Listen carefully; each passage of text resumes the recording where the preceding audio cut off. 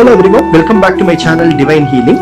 ரோஹிணி நட்சத்திரக்காரர்கள் நீங்க லைஃப்ல ஒரு growth இல்ல, ஒரு மாதிரி ஸ்டாக்னண்டா போயிட்டு இருக்கு, எனக்கு ஒரு நெக்ஸ்ட் லெவல் growth வேணும், ஒரு நெக்ஸ்ட் லெவல் முன்னேற்றம் வேண்டும் அப்படின்னு ஃபீல் பண்ணீங்கன்னா நீங்க இந்த ரெமடியை டெஃபினட்டா ட்ரை பண்ணலாம்.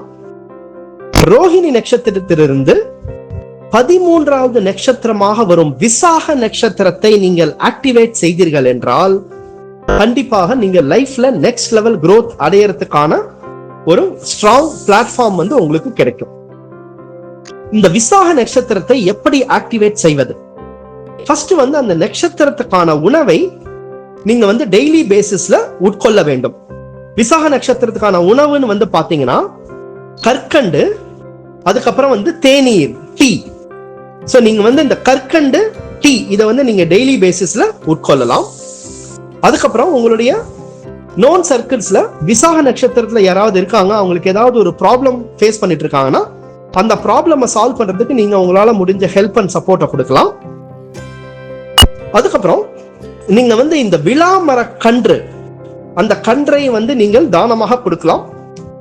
உங்களுடைய நைபரிங் சர்க்கிள்ஸ்லயோ இல்லைன்னா ஒரு கோயில்லையோ இந்த விளாமர கன்றை நீங்கள் தானமாக கொடுக்கலாம். அது ஒரு விசாக நட்சத்திரம் அன்னைக்கு நீங்க கொடுத்தீங்கன்னா கண்டிப்பா ஹெல்ப்ஃபுல்லா இருக்கும்.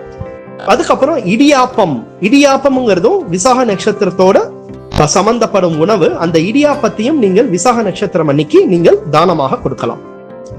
அதுக்கப்புறம் நீங்க வணங்க வேண்டிய தெய்வம்னு பாத்தீங்கன்னா திருச்செந்தூர் முருகன். அதுதான் விசாக நட்சத்திரத்துக்கான கோயில்.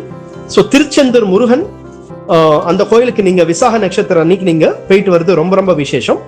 அதுக்கப்புறம் அருள்மிகு முத்துக்குமார சுவாமி திருக்கோயில்னு ஒண்ணு இருக்கு. அது பாத்தீங்கன்னா மதுரையில இருந்து 155 கிலோமீட்டர்ல செங்கோட்டைன்னு ஒரு இடம் இருக்கு. அந்த செங்கோட்டையில இருந்து ஒரு 7 கிலோமீட்டர் சென்றால் திருமலை கோயில் அப்படிங்கிற ஒரு இடம் இருக்கு.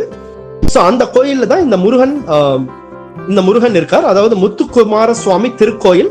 அதை நம்ம திருமலை முருகன் சொல்லுவோம். நீங்க அந்த கோயிலுக்குமே ஒரு விசாக நட்சத்திரம் அன்னைக்கு சென்று ஒரு அர்ச்சனையை செய்து